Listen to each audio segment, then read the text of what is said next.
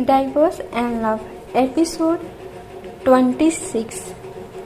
शादी के बाद हनीमून पर कहाँ जाना चाहती हो? इंसान कितनी ही ताकतवर क्यों न हो, रोशनी उसकी एक ना एक कमजोरी तो होती ही है। अगर किसी दिन कुणाल मुश्किल में हो और कोई भी उसके लिए ईमानदार न हो तो क्या तुम? दादी आगे और कुछ नहीं बोलती हैं और रोशनी को देखने लगती हैं। ये हम दोनों की किस्मत ही थी कि हम दोनों मिले। अगर सच में कुणाल की लाइफ में ऐसा दिन आता है तो मैं खड़े होकर तमाशा नहीं देखूंगी, रोशनी दादी से कहती है। उन दोनों के तलाक के बाद भी वो कुणाल की एक दोस्त की तरह रह सकती है। हाँ, मैं जानती थी कि तुम यही कहोगी। अब तुम जा सकती हो, दादी प्यार से उसे जाने के लिए कहती हैं। रोशनी की बात सुनकर दादी जी को राहत महसूस हुई थी।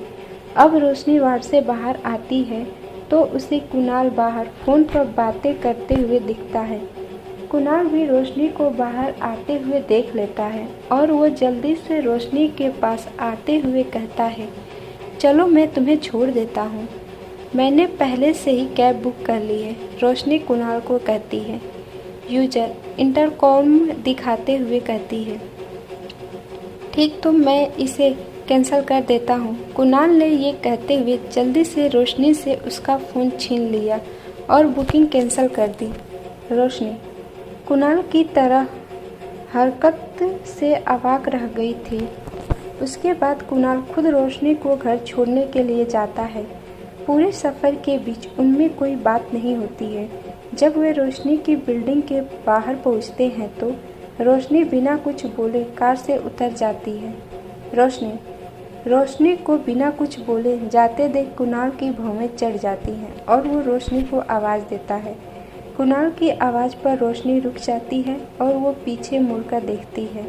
रोशनी, तुम हम दोनों की शादी के बाद हनीमून पर कहाँ जाना चाहती हो? तुम मुझे बता दो, मैं पीटर को सारी अरेंजमेंट करने के लिए कह दूंगा। कुणाल की आवाज़ इस समय शांत थी। वो ऐसे बात कर रहा था कि वो कोई बिजनेस मीटिंग कर रहा था। इस समय उसके ऊपर सूरज की रोशनी पड़ रही थी, जिसकी वजह से वो काफ़ी ज़्यादा अट्रैक्टिव लग रहा था। रोशनी ने केवल एक नकली मुस्कान दी और वो जाने के लिए मुड़ गई। कुणाल को रोशनी की वो मुस्कान का मतलब समझ नहीं आया। 3 दिन बाद रोशनी और कुणाल की शादी का एक हॉट टॉपिक बन गई थी। लेकिन बहुत से ऐसे लोग थे जिन्हें ये नहीं पता था कि दुल्हन रोशनी है। मीडिया को भी शादी के वेन्यू में जाने की परमिशन नहीं थी। जो लोग शादी में शामिल हुए थे वे सभी या तो अमीर थे या राजघराने से थे। कुणाल के सभी ऑर्डर्स के कारण बहुत से मीडिया आउटलेट्स ने इस शादी के बारे में रिपोर्ट की थी। भले ही ये शादी लाइव नहीं थी, पर केवल शब्दों के माध्यम से समझा जा सकता था कि ये शादी कितने भव्य तरीके से होने वाली थी। यहाँ तक कि लिली, जो गर्म स्वभाव की थी, उसने भी अपनी जीत छोड़ दी थी जब उसने राज और काव्यांश को उस शादी के वेन्यू में देखा था। उसकी खुशी का ठिकाना नहीं था।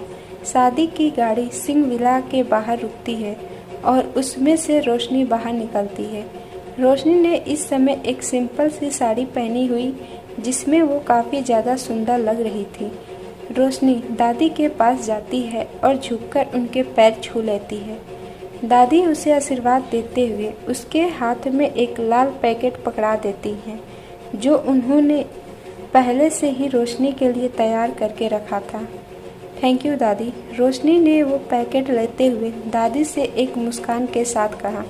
दिशा, जो इस समय वीना जी के साथ खड़ी हुई थी, वो ये सब देखकर गुस्से से पागल हुए जा रही थी।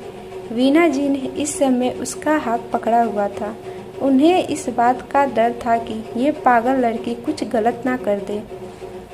कुछ देर बाद सभी उस होटल में चले गए जहाँ पे शादी होने वाली थी। जैसे ही रोशनी और कुणाल होटल पहुँचे, कुणाल ने रोशनी को लॉन्च में भेज दिया और खुद मेहमानों को रिसीव करने चला गया।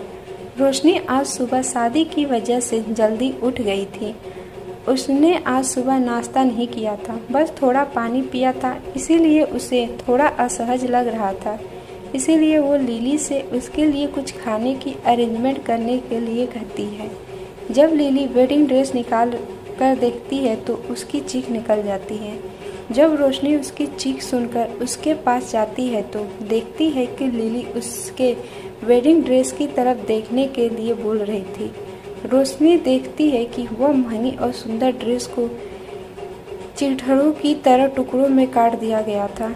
रोशनी, अब तुम्हें उस खड़ूस आदमी से शादी करने की जरूरत नहीं है, लिली ने थोड़ी देर बाद खुशी और उत्साह के साथ कहा। वो इतनी जोर से बातें कर रही थी कि जैसे वो पूरी दुनिया को बताना चाहती थी कि अब उसकी प्यारी दोस्त एक जल्लाद के हाथों से बच गई।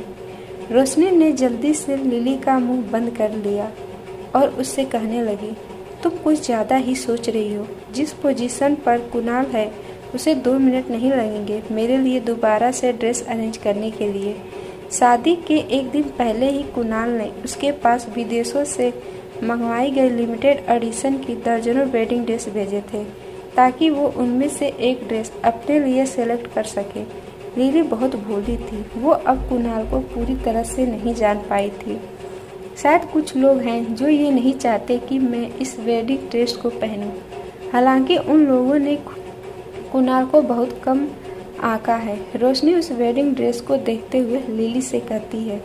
लिली अपने होश में आई, वो एक पल रुकी, फिर जल्दी से रोशनी को देखते हुए अपनी आंखों में चमक लाते हुए उससे पूछती है, रोशनी जल्दी बताओ कि तुम आगे क्या करने वाली हो।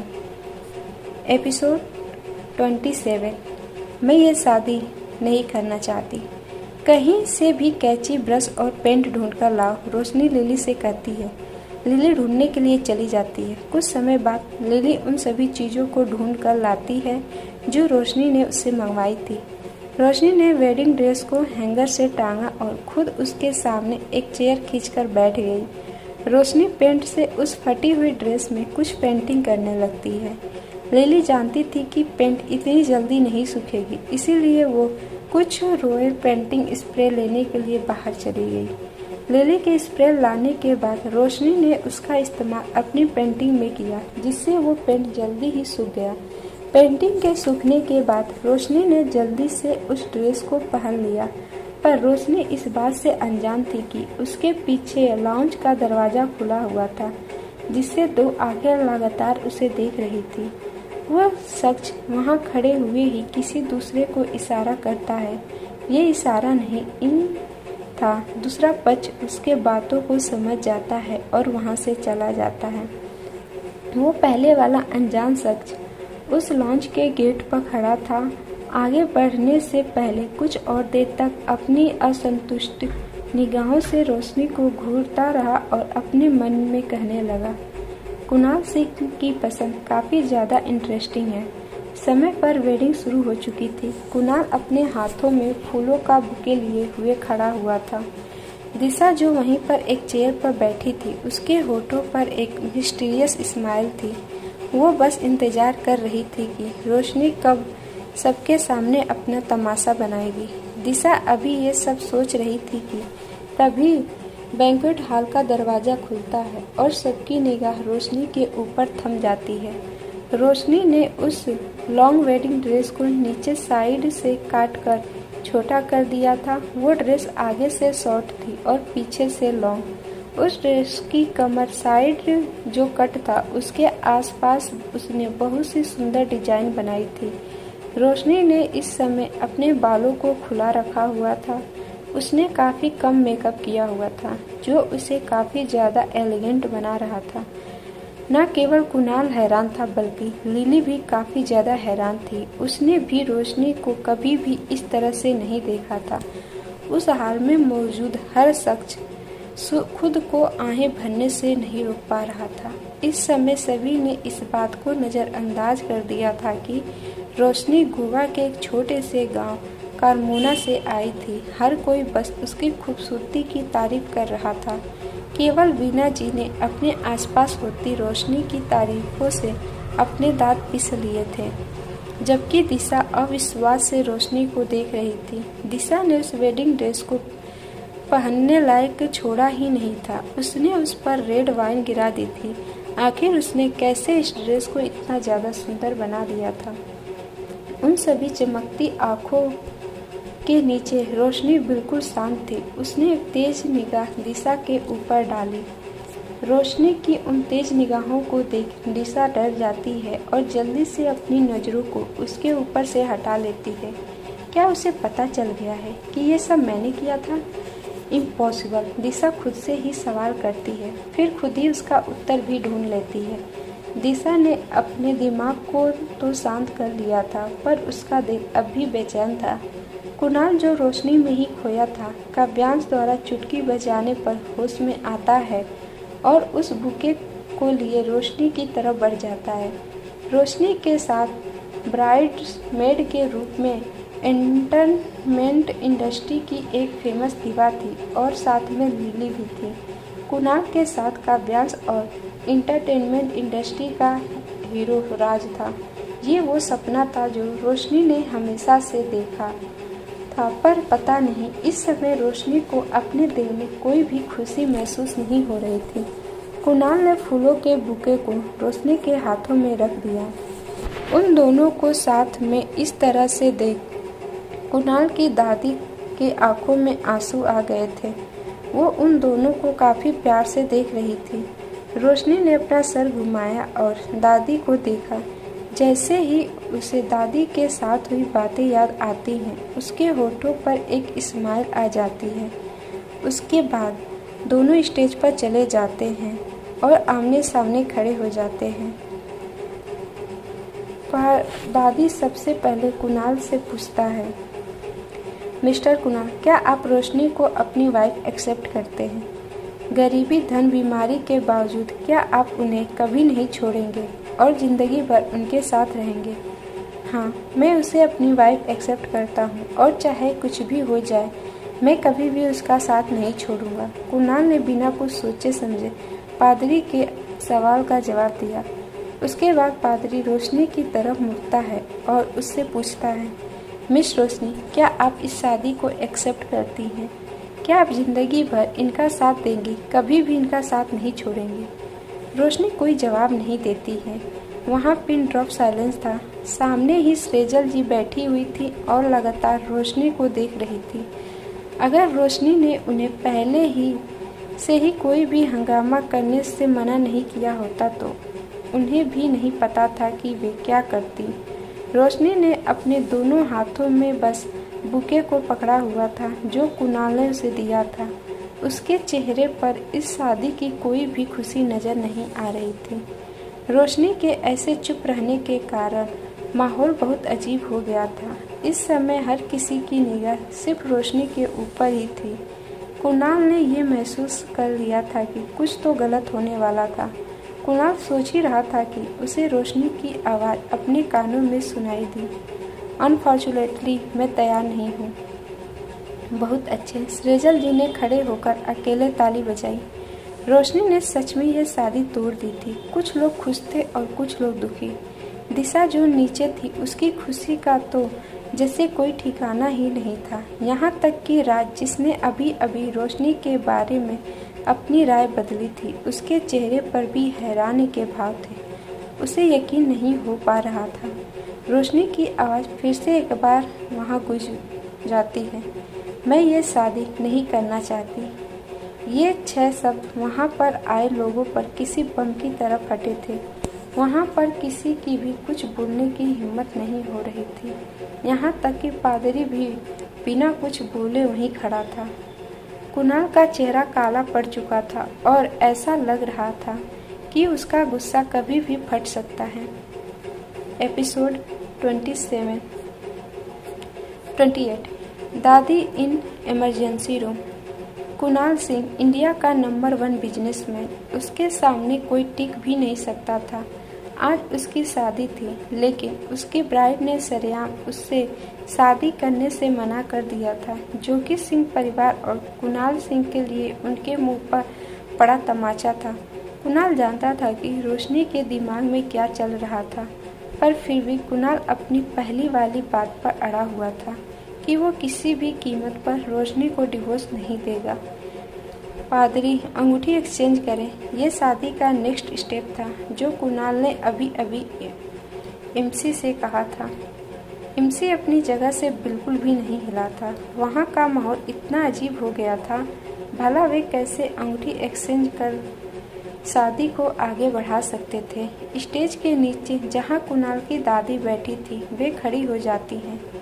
रोशनी, ये तुम क्या कह रही हो? दादी रोशनी की तरफ देखते हुए उससे सवाल करती हैं। दादी, मैं उससे शादी नहीं करना चाहती हूँ, रोशनी दादी के सवाल का जवाब देते हुए कहती है। इस समय रोशनी की आवाज़ में गिल्ट को महसूस किया जा सकता था। इस समय रोशनी सिर्फ यही तरीका इस्तेमाल कर सकती थी कुणाल से अलग होने के लिए। उसे पता था कि इससे दादी को गहरा दुख होगा, पर फिर भी उसने फैसला ले लिया था। क्या आप ऐसा करने के परिणाम जानते हैं? कुणाल की दादी ने एक गहरी सांस ली और रोशनी से सवाल किया। मुझे पता है, अगर मैं इस शादी को तोड़कर सिंह परिवार की बदनामी करवाती हूँ तो चौहान परिवार और सिंह परिवार के सारे रिश्ते खत्म हो जाएंगे। रोशनी बिना किसी भाव के उन्हें जवाब देती है। यह सब जानने के बाद भी आप शादी तोड़ना चाहती हैं? दादी ठंडे लहजे में रोशनी से सवाल करती हैं। हाँ दादी, मैं उससे डिवोर्स चाहती हूँ, रोशनी बिना अपनी बात को बदले दादी से कहती है। क्योंकि तुम अपनी बात पर अड़ चुकी हो और नहीं जानती हो कि तुम्हारे लिए क्या अच्छा है। दादी, मुझे इसे संभालने दो। इससे पहले कि दादी अपनी बात पूरी कर पाती, कुणाल उन्हें बीच में रोकते हुए उनसे कहता है। कुणाल जानता था कि दादी क्या कहने वाली थी, इसीलिए वो उन्हें बीच में ही रोक देता है। दादी कुणाल को फटकार लगाते हुए उससे कहती हैं, सिंह परिवार कभी भी ऐसे काम नहीं करता है जिससे दूसरों का जीवन कठिन हो। तुम्हें समझ नहीं आता है, वो तुमसे शादी नहीं करना चाहती है। क्या तुम अब भी उसे मजबूर करना चाहते हो? कुणाल को देखकर दादी ने अपना सर हिलाया। उनकी आंखें निराशा से भर गई थी। क्योंकि आपने अपना मन बना लिया है, सिंह परिवार अब आपको नहीं रोकेगा। इतना कहने के बाद ही कुणाल की दादी बेहोश हो जाती है। एक पल में ही मैं हर कोई चौंक गया और जल्दी से उन्हें गिरने से बचाने के लिए उनके पास भागे। रोशनी ने हाथ में जो फूल का बुके पकड़ा हुआ था वो नीचे गिर चुका था। रोशनी जहाँ पर खड़ी थी वो उस जगह पर जम चुकी थी। लोगों की आवाज़ से जब उसे होश आता है तो वो भी आगे बढ़ती है, पर भीड़ उसे आगे नहीं बढ़ने दे रही थी। आपके इस नाटक के लिए धन्यवाद, दादी बेहोशी की ही हालत में रोशनी से कहती है। उनकी आवाज़ में नाराज़गी को महसूस किया जा सकता था। वीना जी ने रोशनी को नफरत से देखा। रोशनी ने किसी की भी परवाह नहीं की और उसने कुणाल का पीछा किया जो दादी को ले जा रहा था। सिंह परिवार के लोगों ने भी वहाँ लोगों का पीछा किया। केवल वही आदमी शांत था जो लॉन्च के दरवाजे से रोशनी को कुछ समय पहले झांक रहा था।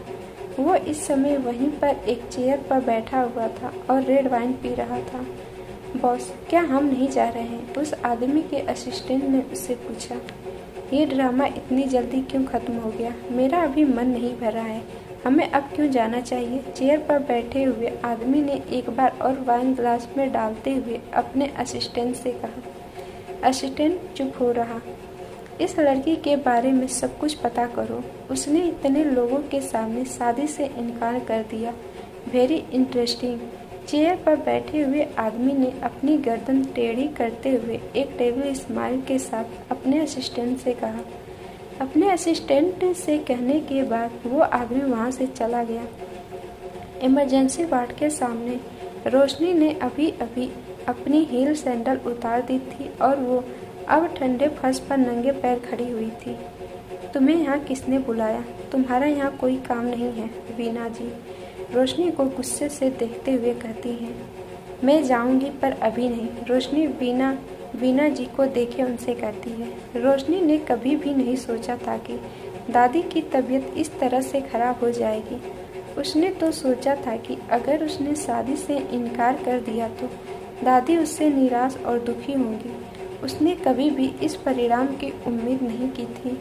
दादी तुम्हारी वजह से यहाँ पर है, दिशा ने रोशनी को धक्का देते हुए कहा। रोशनी ने बिल्कुल भी उसकी तरफ नहीं देखा। उसकी नज़रें बस इमरजेंसी वार्ड के दरवाजे पर ही थी कि तभी इमरजेंसी वार्ड का दरवाज़ा खुलता है और एक नर्स बाहर आते हुए दिखती है। दिशा उस नर्स के पास भागते हुए जाती है। नर्स मेरी दादी कैसी हैं? दिशा नकली फिक्र करने का दिखावा करते हुए नर्स से पूछती है। रोशनी कौन है? वो नर्स जो अभी अभी आई थी उन लोगों की तरफ देखते हुए पूछती है। वो बुढ़िया ऐसे समय में भी किसी बाहरी इंसान के बारे में पूछ रही है। वीना मन ही मन सोचते हुए खुद से करती हैं, क्योंकि वो समझ चुकी थी कि जरूर दादी ने ही रोशनी को बुलाया होगा। नर्स की बात सुनकर दिशा का चेहरा भी थोड़ा अजीब हो गया था। रोशनी आगे आती है। वो इस समय नंगे पांव थी, यहाँ तक कि आने के रास्ते में उसकी वेडिंग ड्रेस भी बहुत गंदी हो चुकी थी। उसके बाल भी अस्त व्यस्त हो गए थे। उसके इस तरह से आगे आने पर नर्स उसे थोड़े अजीब तरह से देखने लगती है। मैं रोशनी हूँ, रोशनी ने अपनी पहचान बताते हुए नर्स से कहा। पेशेंट आपसे मिलना चाहती है, मेरे साथ चलिए, नर्स रोशनी से कहती है। फिर वो दोनों इमरजेंसी वार्ड के अंदर चले जाते हैं। कुणाल एक कदम पीछे लेता है और दीवार के खिलाफ झुक जाता है। उसमें और ताकत नहीं थी कि वो खड़ा रह सके। वीना जी और दिशा ने एक दूसरे को देखा और उन दोनों के ही फेस पर चुड़ैलों वाली मुस्कुराहट आ गई थी। चाहे हालात कैसे भी हों, वे दोनों इस बात से खुश थी कि शादी रुक गई थी। जब रोशनी वार्ड में प्रवेश करती है तो उसे दादी बेड पर लेटी हुई दिखती हैं। उनके आसपास बहुत से सर्जरी की चीज़ें रखी हुई थी, पर उनमें से किसी का भी इस्तेमाल नहीं किया गया था। यहाँ तक कि कोई डॉक्टर भी नज़र नहीं आ रहा था। दादी आप, रोशनी ने अपना मुंह खोला पर उसकी आवाज़ दब गई। रोशनी रो मत, मैं ठीक हूँ। ये बूढ़ी हड्डियाँ कुछ और साल तक तंदुरुस्त रहेंगी और साथ ही मैं जीवित भी रहूँगी, कुणाल की दादी ने रोशनी को दिलासा देते हुए कहा। एपिसोड 28 दी डाइवोर्स। दादी को असल में कुछ भी नहीं हुआ था, वे बिल्कुल ठीक थी। उन्होंने बेहोश होने का केवल नाटक इसलिए किया था क्योंकि अगर वे ऐसा नहीं करती तो कुणाल कभी भी उस शादी को रुकने नहीं देता। वो रोशनी से शादी करके ही दम लेता।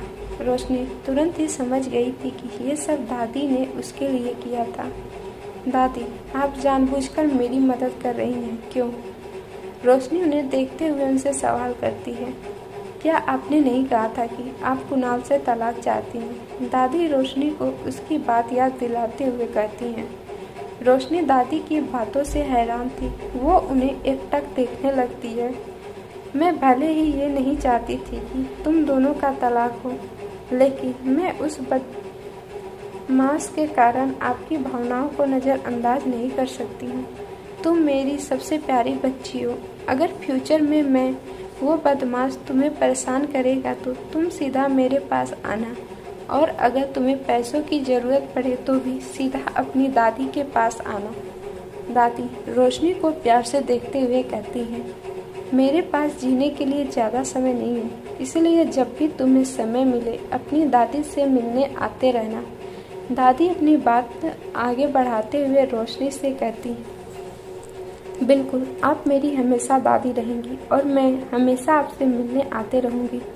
रोशनी दादी की बात सुन उन्हें पुचकारते हुए कहती है। फिर रोशनी अपने में बुदबुदाने लगती है। जितना मैंने उन्हें इन सालों में जाना है, वे कभी भी मेरे लिए मुश्किलें खड़ी नहीं करेंगे। दादी रोशनी की बातों को सुनकर राहत महसूस कर रही थी कि रोशनी को आज भी कुणाल पर विश्वास था। जब दादी को पता चला था कि रोशनी कुणाल को पसंद करती है तो वे काफ़ी ज़्यादा खुश हुई थी। उन्होंने ये हमेशा से कुणाल को समझाया था कि बड़े परिवारों में कैसा रहा जाता है, पर वे कभी भी कुणाल को ये नहीं बताई थी कि प्यार क्या होता है। दादी मैंने आपको निराश किया है ना? रोशनी दादी को देखते हुए उनसे कहती है। नहीं, तुमने मुझे निराश नहीं किया है, बल्कि वो मैं हूँ जिन्होंने तुम्हारा अच्छे से ख्याल नहीं रखा। दादी जी ने उस दिन की दिशा की बातों को याद करते हुए सोचा कि पता नहीं उस घर में रोशनी कैसे रहा करती थी। दादी, प्लीज़ आप ऐसा मत कहिए। मैं वो थी जो कुणाल से प्यार करती थी, इसीलिए मैंने ही ये कठिन रास्ता चुना था। लेकिन अब मैं कभी भी उनसे इतना प्यार नहीं करूँगी। अच्छा, अब तुम्हें जाना चाहिए और आराम करना चाहिए। कुणाल की दादी गहरी सांस लेते हुए रोशनी का हाथ छोड़ रोशनी से कहती हैं। रोशनी अपना सर सहमति में हिलाती है, अपनी चेयर से खड़ी होती है और वार्ड के दरवाजे की तरफ जाते हुए एक बार फिर से दादी की तरफ मुड़ जाती है और उन्हें देखने लगती है। इस समय रोशनी और कुणाल की दादी दोनों की ही आंखों में आंसू थे, पर वे दोनों ही उसे अपनी आंखों से बहने नहीं देती हैं। अच्छा बच्चे, अब आपको जाना चाहिए, पर याद रहे कि आपको मुझसे मिलने आते रहना है। दादी ने अपना हाथ हिलाते हुए रोशनी से कहा। रोशनी सर झुकाकर हमें इशारा करती है, फिर वो उस इमरजेंसी रूम से बाहर निकल जाती है। जैसे ही वो इमरजेंसी रूम से बाहर आती है तो उसे अपने सामने वीणा जी दिखती हैं, जिनकी आंखों में उसे देखते समय घृणा होती है, जबकि दिशा की आंखों में एक जलन थी।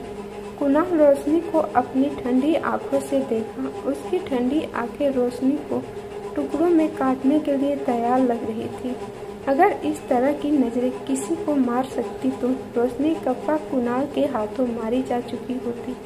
अचानक कुणाल उसके सामने आता है और उसका हाथ पकड़कर उसे थोड़ी दूर लेकर जाता है। कॉन्ग्रेचुलेसन, तुमने जैसा चाहा सब वैसा ही हो रहा है।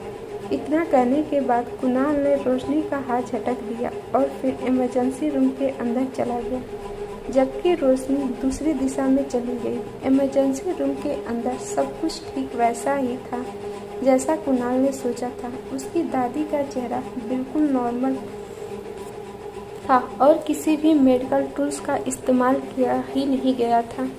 ऐसा नहीं लग रहा था कि यहाँ पे कुछ हुआ हो। आप वही थी जिन्होंने मुझे उससे शादी करने के लिए मजबूर किया था। अब आप मुझे उससे तलाक लेने के लिए मजबूर कर रही हैं। क्या मैं मंदिर का घंटा हूँ कि कोई भी आएगा और मुझे बजाकर चला जाएगा? सब अपनी मर्जी की करते हैं और मेरी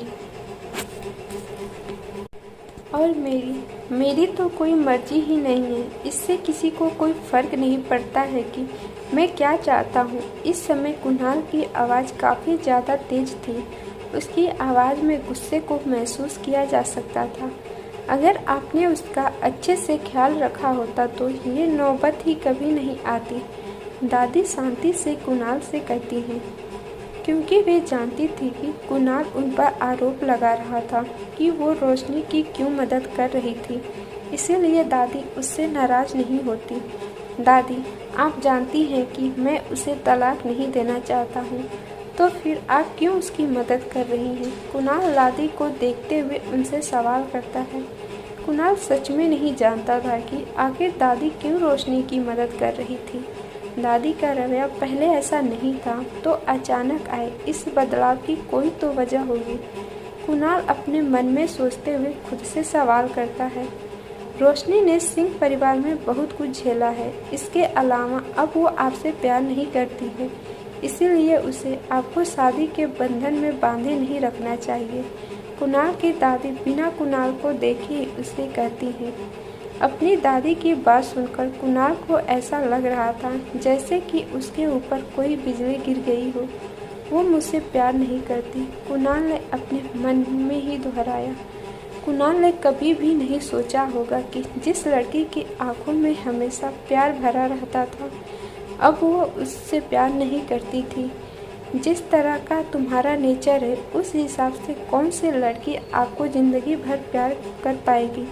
रोशनी आपके साथ 5 साल से है, दादी ने आगे कहा। कुणाल ने कुछ भी नहीं सुना। कुणाल की भौहें तन गई थी। उसे बस इतना पता था कि रोशनी उससे प्यार करती थी। भले ही उसे नहीं पता था कि प्यार क्या होता है, लेकिन जब उसने दादी को ये कहते हुए सुना कि रोशनी अब उससे प्यार नहीं करती है, तो उसे ऐसा लगा कि उससे कुछ छीन लिया गया है। उसके बाद दादी ने आगे क्या कहा उसने वास्तव में नहीं सुना। यह वाक्य उसके सर के अंदर गूंजता रहा कि अब रोशनी उसे प्यार नहीं करती है। बात यहाँ तक पहुँच गई है, अब उसके लिए चीज़ों को और मुश्किल मत बनाओ। जीवन में कभी कभी अलग होना सबसे अच्छा होता है। बस अपने आप के ऊपर साइन करो और आप फ्यूचर में भी अच्छे दोस्त बने रह सकते हैं एक दूसरे के। दादी ने इतना कहने के बाद कुणाल को कान एक इशारा कर दिया था। कुणाल ने अपना सर हिलाया और इमरजेंसी रूम से बाहर चला गया। कुणाल के जाने के बाद सिंह परिवार का एक बड़ा झुंड अंदर आया, पर कुणाल की दादी ने सबको भगा दिया था। जब रोशनी हॉस्पिटल से निकली तो वो काफ़ी ज़्यादा थकी हुई लग रही थी। रोशनी जा ही रही थी कि उसे अपने सामने सेजल आंटी दिखती है। आंटी, आप यहाँ क्या कर रही हैं? रोशनी उनके पास जा उनसे सवाल करती है। आपने सिंह परिवार के मुखिया को बेहोश कर दिया। भला मैं यहाँ नहीं रहती तो और कहाँ रहती? रोशनी की आंटी उससे कहती हैं। वो जब हॉस्पिटल के बाहर आई थी तो वे जानबूझकर हॉस्पिटल के अंदर नहीं गई थी, क्योंकि उन्हें डर था कि वे अंदर जाकर कोई हंगामा खड़ा न कर दे। उन्हें इस बात का डर था कि दादी को ऐसे देखकर रोशनी अपना फैसला न बदल ले। देखो, तुमने अपनी सैंडल्स भी नहीं पहनी है, इससे ये साफ होता है कि तुम एक भागी हुई दुल्हन हो। सेजल जी देखती हैं कि रोशनी ने अपनी सैंडल नहीं पहनी है तो वे नीचे अपने घुटनों के बल बैठ जाती हैं और अपने जूते निकाल रोशनी को पहनाने ही वाली थी कि आंटी, इसकी कोई ज़रूरत नहीं है। रोशनी उन्हें रोकते हुए कहती है। आंटी उसकी बात नहीं मानती और वो उसे जूते पहनाने ही वाली थी कि एक आवाज़ आती है, मिसेस सिंह। जब रोशनी उस तरफ देखती है तो उसे पीटर दिखता है। भले ही पीटर एक अमेरिकी था, लेकिन उसे हिंदी काफ़ी अच्छे से आती थी। क्या मिसेस सिंह, हमारी रोशनी तुम्हारे उस खड़ूस बॉस को तलाक दे रही है? सेजल जी अपनी मशीन गन जैसी जुबान से पीटर से कहती हैं। पीटर ने रोशनी के सामने एक जूतों की जोड़ी रखी और बिना कुछ कहे वहां से चला गया। रोशनी ने भी उसे कुछ नहीं कहा और उसके द्वारा रखे गए उन जूतों को पहन लिया। आंटी भी अपने जूते को वापस पहन लेती हैं कि तभी वहां पर लिली आ जाती है। उसे देखकर कोई भी कह सकता था कि वो आज पार्टी के मूड में थी। कुणाल घर नहीं गया था, बल्कि वो समीरा के घर चला गया था। वो जानता था कि समीरा उसके लिए क्या फीलिंग रखती थी, फिर भी उसे उसके पास जाना पड़ा था, क्योंकि अभी वो जिस सिचुएशन में था उसमें समीरा ही उसकी हेल्प कर सकती थी, क्योंकि समीरा इंडिया की बेस्ट साइकेट्रिक थी। आप यहाँ क्या कर रहे हैं? समीरा कुणाल को अपने घर में देखकर उससे सवाल करती है।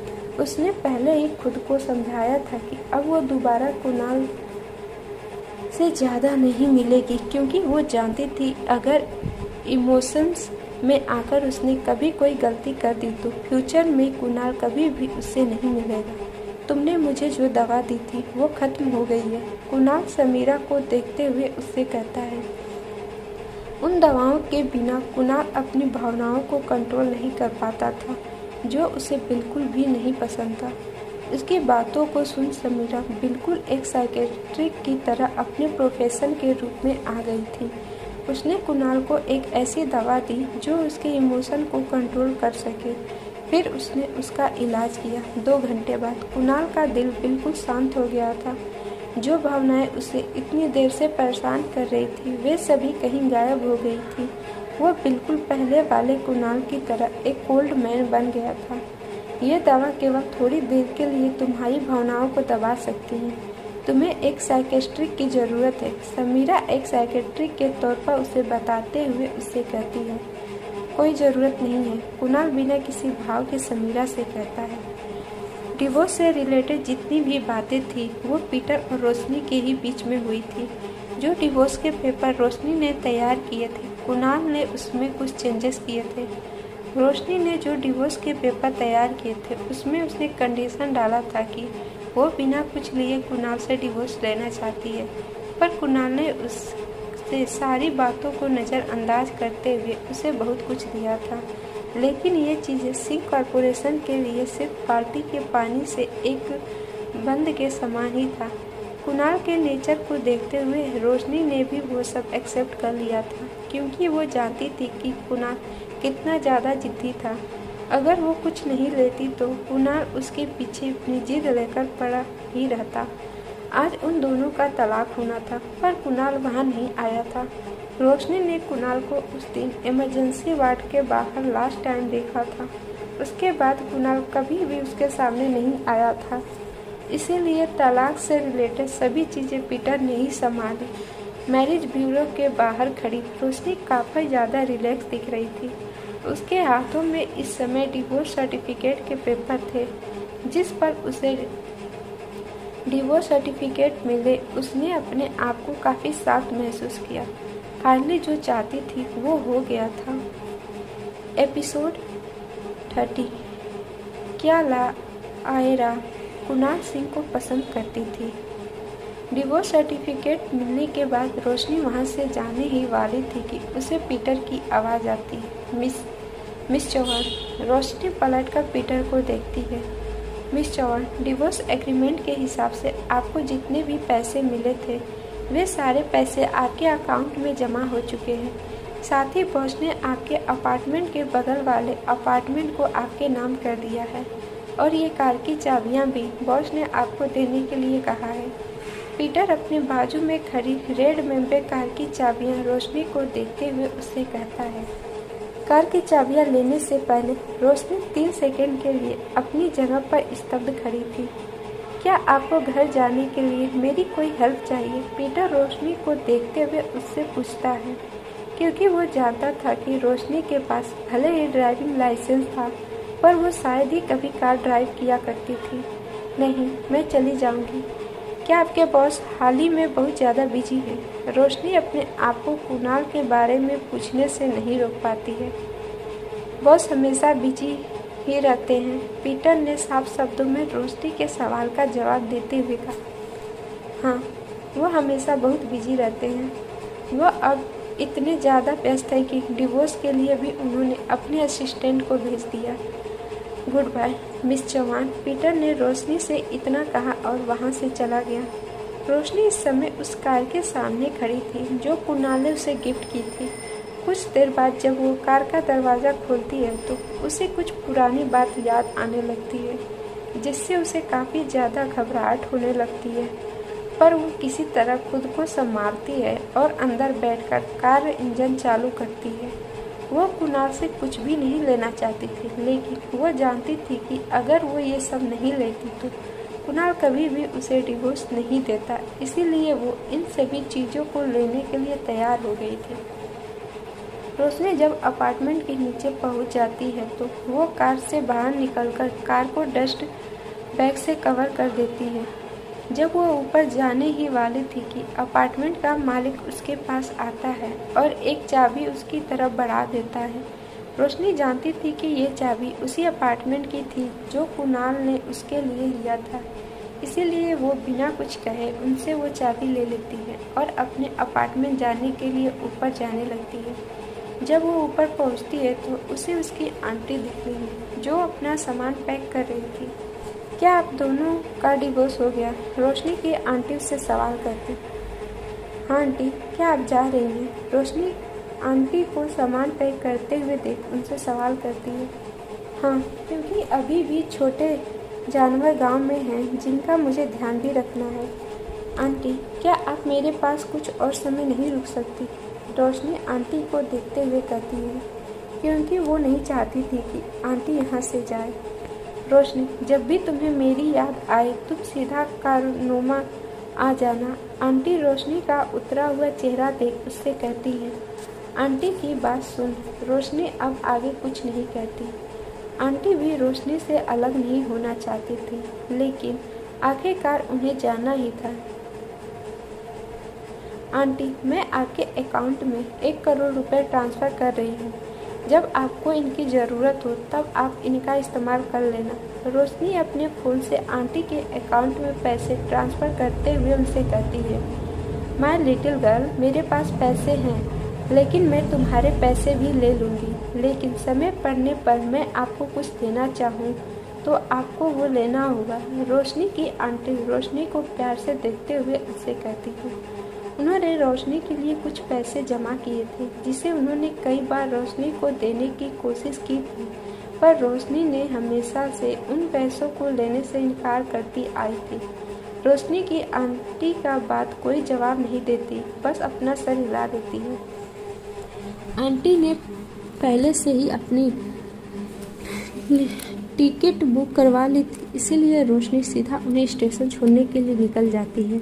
स्टेशन पहुंचने के बाद आंटी रेलवे के अंदर चली जाती हैं। रेलगाड़ी को वहां से जाते देख रोशनी के रुके हुए आंसू फिर से बहने लगते हैं। कुछ देर वो ऐसे ही रोती रहती है, फिर खुद को संभाल वो पार्किंग की तरफ चली जाती है। हालांकि जब वो पार्किंग एरिया में आती है तो वो हैरान रह जाती है, क्योंकि उसकी कार पर कुछ स्क्रैचेस थे, जिसका मतलब साफ था कि उसकी कार को किसी की कार ने टक्कर मारा था। रोशनी की नज़र पास में ही खड़े एक डार्क ब्राउन कलर के बेंटले पर जाती है। मिस, मेरे बॉस आपसे बात करना चाहते हैं, जितना भी नुकसान हुआ है उसके बारे में, ड्राइवर अजीब तरह से कहता है। वो ड्राइवर अपने मन में ही सोच रहा था कि आखिर उसके बॉस को क्या हो गया था, जो उन्होंने इस मिस से मिलने के लिए ऐसा आइडिया अपनाया था। ड्राइवर की बात सुनकर रोशनी तुरंत समझ गई थी कि सामने वाला इंसान किसी मोटिव से उससे बात करना चाहता है। इसके अलावा उसकी कार सभी कारों से काफ़ी दूर खड़ी हुई थी। ऐसे में किसी दूसरी कार का उसकी कार से टकराना एक इम्पॉसिबल बात थी। कोई बात नहीं, मैं मैनेज कर लूँगी। रोशनी किसी भी इंसान से किसी भी तरह का पंगा लेना नहीं चाहती थी, इसीलिए उसने डिसाइड किया कि वो बात को यहीं ख़त्म करेगी। मिस चौहान, मैं अवैध कुंद्रा हूँ, क्या हम बात कर सकते हैं? मिस्टर कुंद्रा अपनी कार से बाहर निकलते हुए रोशनी से कहता है। फिर वो एक नज़र अपने ड्राइवर को देखता है तो उसका ड्राइवर जल्दी से अपनी पॉकेट में रखी हुई अवैध का बिजनेस कार्ड को निकाल रोशनी की तरफ बढ़ा देता है।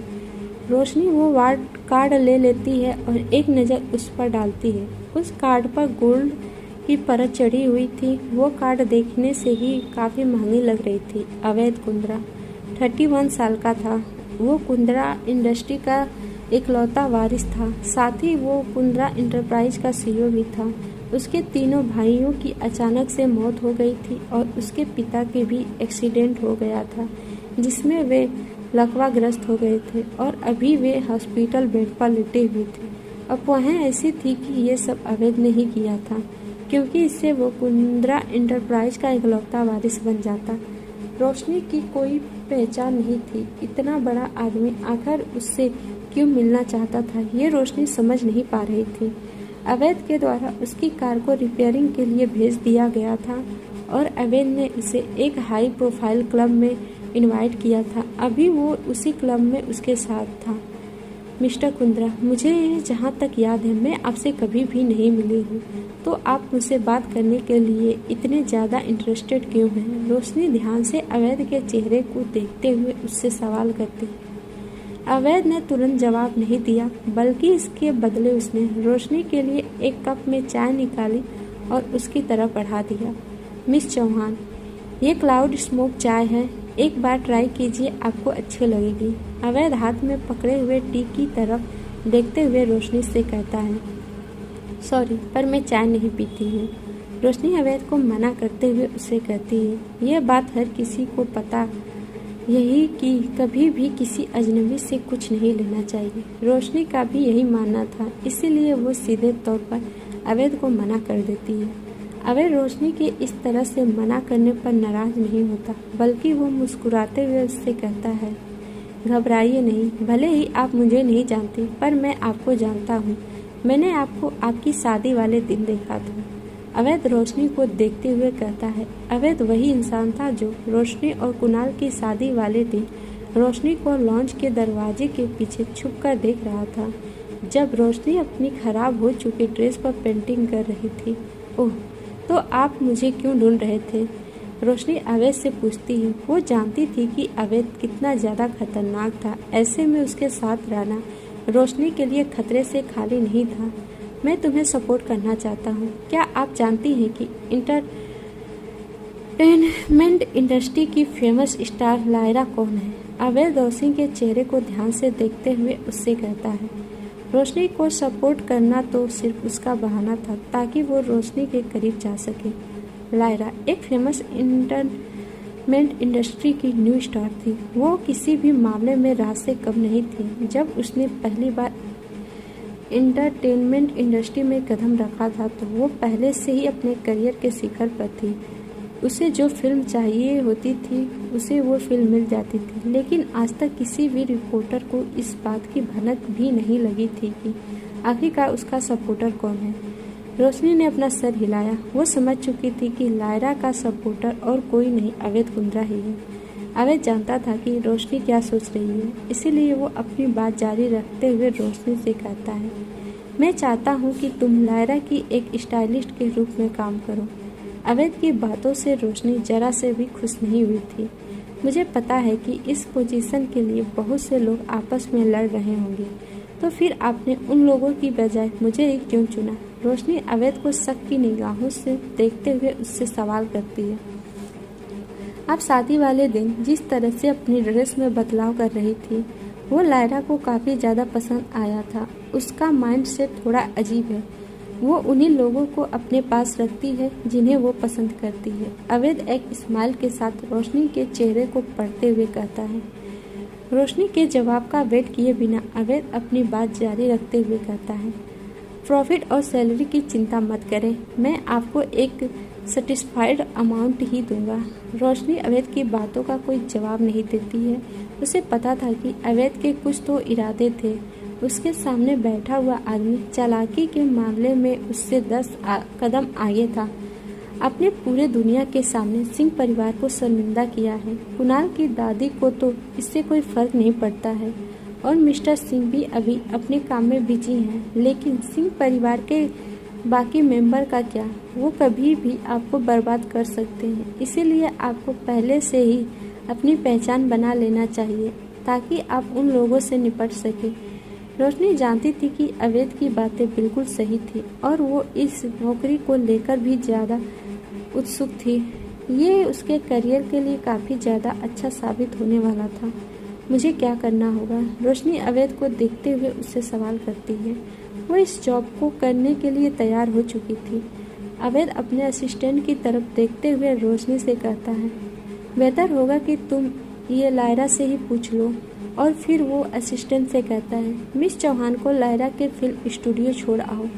जी बॉस। असिस्टेंट अपना सर हिलाता है और फिर वो रोशनी को साथ स्टूडियो के लिए निकल जाता है। फिल्म स्टूडियो ज़्यादा दूर नहीं था, इसीलिए वे जल्दी स्टूडियो में पहुंच जाते हैं। असिस्टेंट रोशनी को लायरा के रूम में लेकर जाता है। जब वे दोनों वहां पहुंचते हैं तो वे देखते हैं कि लायरा आराम कर रही थी। रोशनी को लायरा के रूम में छोड़ने के बाद असिस्टेंट वहां से चला जाता है। रोशनी को वहां देख लायरा अपने लिए एक चेयर निकालती है और उसमें बैठने के बाद लायरा रोशनी को ऊपर से नीचे एकटक देखने लगती है। रोशनी भी कुछ नहीं बोलती है और वो भी अपने लिए एक चेयर निकाल लायरा के सामने बैठ जाती है। वो दोनों एक दूसरे को एकटक देख रहे थे। उस ड्रेसिंग रूम में बिल्कुल शांति छाई हुई थी। लायरा अपनी जगह से उठती है और रोशनी की तरफ बढ़ते हुए उससे सवाल करती है, क्या आप ही रोशनी चौहान हैं जिन्होंने कुणाल सिंह से भरी महफिल में शादी करने से इनकार कर दिया था? रोशनी बस अपना सर हिला देती है। इससे आगे रोशनी कुछ कहती उसे लायरा की आवाज़ आती है, सब बात। एक टाइम था जब कुणाल सिंह ने मुझे रिजेक्ट किया था और आज किसी लड़की ने उसे रिजेक्ट कर दिया। लायरा की बातों को सुनकर रोशनी का दिमाग कई सवालों से भर गया था। वो खुद से ही सवाल करने लगी थी कि क्या मिस लायरा कुणाल को पसंद करती थी, पर वे तो इस समय अवैध के साथ हैं। ये सब क्या हो रहा है? रोशनी को कुछ भी समझ में नहीं आ रहा था। जब लायरा देखती है कि रोशनी कुछ नहीं बोल रही तो वे मुस्कुराती है और उसी मुस्कान के साथ रोशनी से कहने लगती है, परेशान मत हो, मैं कभी भी आपको अपनी दुश्मन नहीं मानूंगी, क्योंकि मैं कभी कुणाल सिंह को पसंद करती थी और उन्होंने मुझे रिजेक्ट कर दिया और वे अब आपको पसंद करते हैं। मेरा इरादा आपको डराने धमकाने का भी नहीं है। जिस तरह से आपने कुणाल सिंह को रिजेक्ट किया वो मुझे काफ़ी ज़्यादा पसंद आया। और क्या आपने ही अपनी ड्रेस में वे सारे चेंजेस किए थे? हाँ, अगर मेरे पास और समय होता तो मैं और अच्छा कर सकती थी। रोशनी लायरा को देखते हुए उसके सवाल का जवाब देती है। उसने कभी भी नहीं सोचा था कि लायरा उससे इतने अच्छे से बात करेगी। मुझे तुम्हारा डिज़ाइन किया हुआ ड्रेस काफ़ी ज़्यादा पसंद आया है। मुझे कुछ दिन बाद एक डिनर पार्टी अटेंड करनी है। मुझे आशा है कि आप मेरे लिए एक बेहतर ड्रेस तैयार करेंगे। लायरा अपनी चेयर पर वापस बैठते हुए रोशनी से कहती है, अगर मैं तुम्हारे डिज़ाइन किए गए ड्रेस से सेटिस्फाइड हो गई तो तुम ही फ्यूचर में मेरी स्टाइलिस्ट बनोगी। लायरा अपनी बात आगे बढ़ाते हुए कहती है। रोशनी अपना सर हिलाती है। इसके आगे रोशनी लायरा से कुछ और पूछ पाती कि उस रूम का डोर अचानक खुल जाता है और एक आदमी ब्लैक सीक्वेंस वाले कपड़े पहने अंदर आता है। वो आदमी पूरी तरह से रोशनी को इग्नोर करते हुए लायरा के पास जाते हुए कहता है, बेबी, मैंने सुना है कि तुमने होने वाली डिनर पार्टी में पहनने के लिए ड्रेस तैयार करवाने का काम एक नौसिखिया लड़की को देने वाली हो जिसने अभी तक दुनिया ही नहीं देखी है। ओह गॉड, हाँ, ये मिस रोशनी है। लायरा अपने सामने बैठी रोशनी की तरफ इशारा करते हुए उस आदमी से कहती है। लायरा को उस आदमी का रोशनी को नौसिखिया कहना बिल्कुल भी पसंद नहीं आया था, पर वो कुछ ना कहना ही ठीक समझती है। बेबी, क्या इस छोटी बच्ची ने तुम्हारा ब्रेन वॉश किया है? इसकी ड्रेसिंग सेंस तो देखो जरा, इसने कैसे कपड़े पहने हुए हैं। उस आदमी ने एक नज़र रोशनी पर डाली और अपना मुंह सिकुड़ते हुए लायरा से कहा। रोशनी आज कुणाल से डिवोर्स लेने गई थी, इसीलिए उसने आज नॉर्मल से कपड़े पहने हुए थे। जब अवैध का असिस्टेंट उसे यहाँ लेकर आया था तो उसे कपड़े चेंज करने का समय ही नहीं मिला था, इसीलिए वो ऐसे ही लायरा से मिलने के लिए चली आई थी।